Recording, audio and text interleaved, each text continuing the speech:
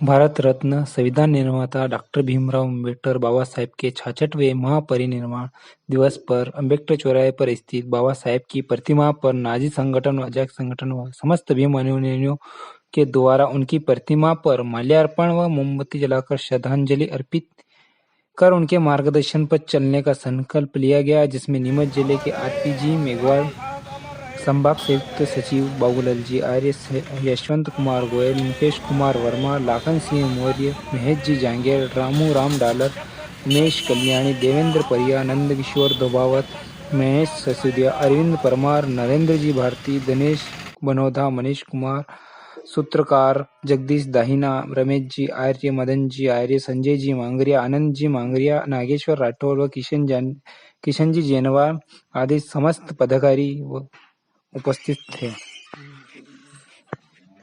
भारत रत्न संविधान निर्माता डॉक्टर भीमराव अम्बेडकर बाबासाहेब के 66वें महापरिनिर्वाण दिवस पर अम्बेडकर चौराहे पर स्थित बाबा साहेब की प्रतिमा पर नाजी संगठन व अजैक संगठन व समस्त भीम अनुयायियों के द्वारा उनकी प्रतिमा पर माल्यार्पण व मोमबत्ती जलाकर श्रद्धांजलि अर्पित कर उनके मार्गदर्शन पर चलने का संकल्प लिया गया, जिसमें नीमच जिले के आरपीजी मेघवाल, संभाग संयुक्त सचिव बाबूलाल जी आर्य, यशवंत कुमार गोयल, मुकेश कुमार वर्मा, लाखन सिंह मौर्य, महेश जी जांगेर, रामू राम डालर, उमेश कल्याणी, देवेंद्र परिया, नंदकिशोर धोबावत, महेश ससुदिया, अरविंद परमार, नरेंद्र जी भारती, दिनेश बनोधा, मनीष कुमार सूत्रकार, जगदीश दाहिना, रमेश जी आर्य, मदन जी आर्य, संजय जी मांगरिया, आनंद जी मांगरिया, नागेश्वर राठौर व किशन जी जैनवार आदि समस्त पदाधिकारी उपस्थित थे। क्योंकि उनको पता था कि हमें पढ़ाई का अधिकार नहीं है।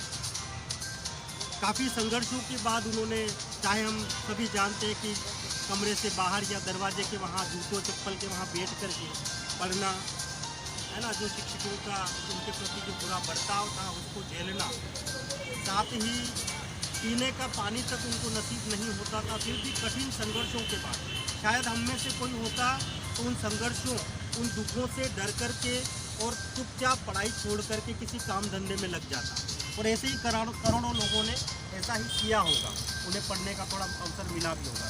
लेकिन बाबा साहब अपने जो जीवन के सिद्धांत थे, जो उन्होंने लक्ष्य बनाया था, उस लक्ष्य पर अडिग रहे और पढ़ कर के बहुत बड़ा आदमी बनने का उनका लक्ष्य था, उसे उन्होंने हासिल किया। और हम ये भी जानते हैं कि जो एक डिग्री है जो 8 साल में पूरी होती है, वो उन्होंने कोलंबिया यूनिवर्सिटी में मात्र 2 साल में पूरी की थी। और इस बात को लेकर एक अंग्रेज ने उनकी प्रशंसा भी की थी, और उस यूनिवर्सिटी के उस अंग्रेज प्रोफेसर ने यह भी कहा था कि बाबा साहब जैसा विद्यार्थी न तो कभी भूतकाल में यहाँ आया है, ना वर्तमान में इनके जैसा कोई है, ना भविष्य में इनके जैसा कोई होगा। क्योंकि इतनी जो बहुत कठिन परीक्षा है, जो 8 साल में भी लोग पास नहीं कर पाते, उसको मात्र 2 साल में उन्होंने पास की है। तो ऐसे अद्भुत बाबा साहब थे। एक अंग्रेज ने और बाबा साहब के बारे में कहा था कि बाबा साहब का जो दिमाग है वो 500 ग्रेजुएट्स के बराबर है। 500 ग्रेजुएट्स लोगों को मिला दोगे और जो दिमाग तैयार होगा वो एकमात्र दिमाग जो है बाबा साहब के पास है। और हमें यह कहने में बड़ा ही फक्र होता है, हर्ष होता है, गौरव महसूस होता है कि बाबा साहब ने हमें इतना बढ़िया संविधान दिया, इतने अधिकार दिए, हमारे पक्ष में, हमारे समर्थन में, हमारे अधिकार दिलाने के लिए उन्होंने ऐसे कानून बनाए भारतीय संविधान में। और वही भारतीय संविधान हमारे लोगों को थोड़ा ऊंचा जीवन स्तर अभी तक देने में सफल हुआ है। हालांकि ये बात अलग है कि कुछ लोग जो है, जिनकी मंशा जो है वो बड़ी कुटिल होती है और वो अच्छे से संविधान का पालन नहीं करते हैं। इसी परिप्रेक्ष्य में बाबा साहब ने संविधान सभा के दौरान कहा था कि संविधान बहुत अच्छा बनाया है, हम सब लोग एकत्रित होकर के आज हम विचार गोष्ठी करने जा रहे हैं।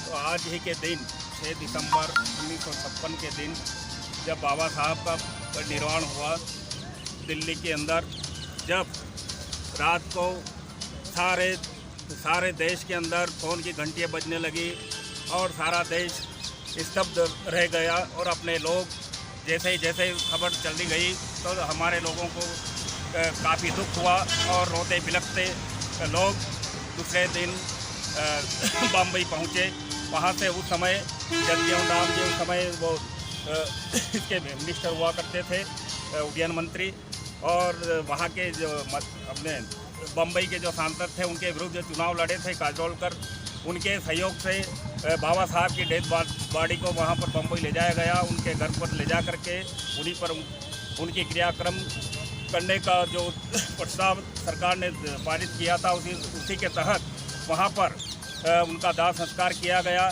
और उनके दाह संस्कार के समय कम से कम 8-10 लाख लोग एकत्रित हुए थे और रोते बिलखते हमारे लोगों को छोड़ करके बाबा साहब उस दिन हमारे बीच से हमेशा हमेशा के लिए चले गए। यानी कि हम ये कह सकते हैं कि बाबा साहब हमारे मसीहा ही नहीं थे, हमारे बहुत कुछ थे। तो बाबा साहब ने हमारे लिए जीवन में जो भी किया है उसको हम भुला नहीं सकते हैं।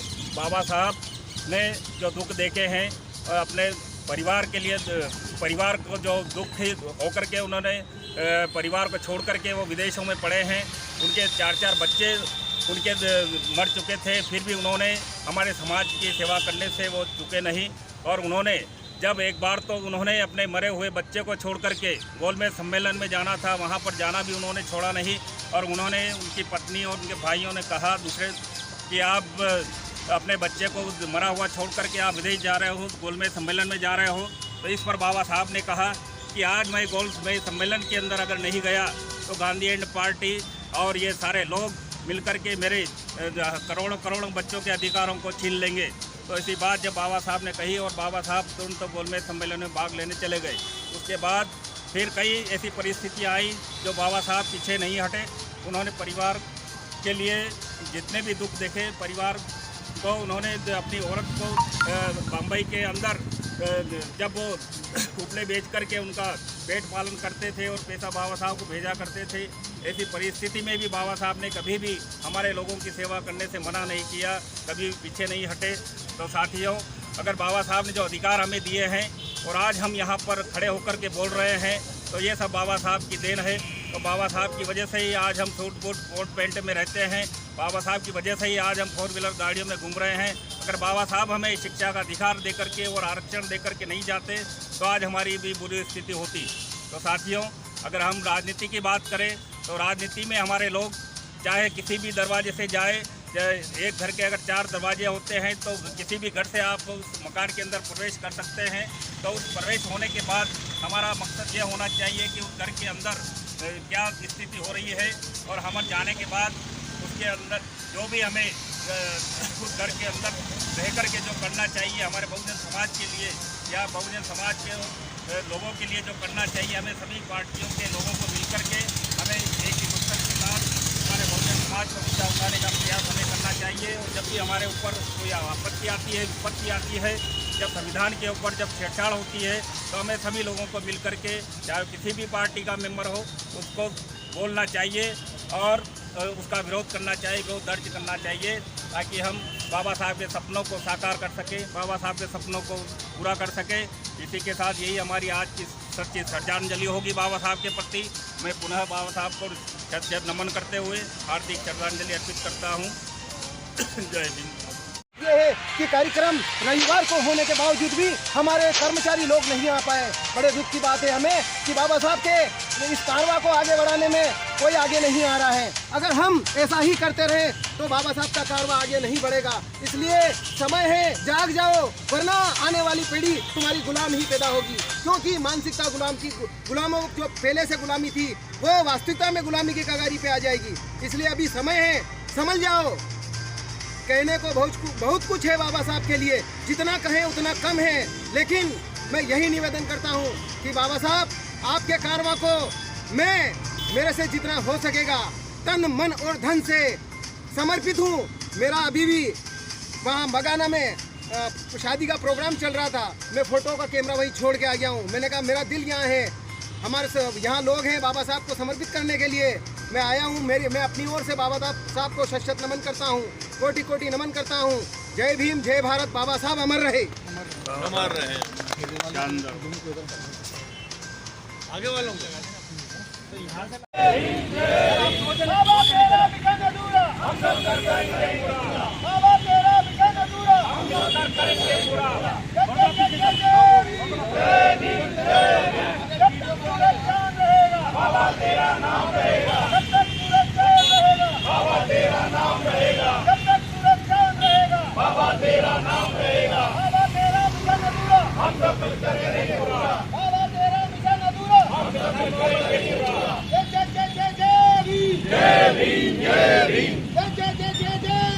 जय भीम जय भीम। बाबा तेरा मिशन अधूरा हम सब मिलकर करेंगे पूरा। बाबा तेरा मिशन अधूरा हम सब मिलकर करेंगे पूरा। जय जय जय जय जय भीम। जय भीम जय भीम। जब तक सूरज चांद रहेगा बाबा तेरा नाम रहेगा। जब तक सूरज चांद रहेगा बाबा तेरा नाम रहेगा। बाबा तेरा मिशन अधूरा हम सब करेंगे पूरा। बाबा तेरा मिशन अधूरा हम सब करेंगे पूरा। जब तक सूरज चांद रहेगा बाबा तेरा नाम रहेगा। बाबा साहब अमर रहे।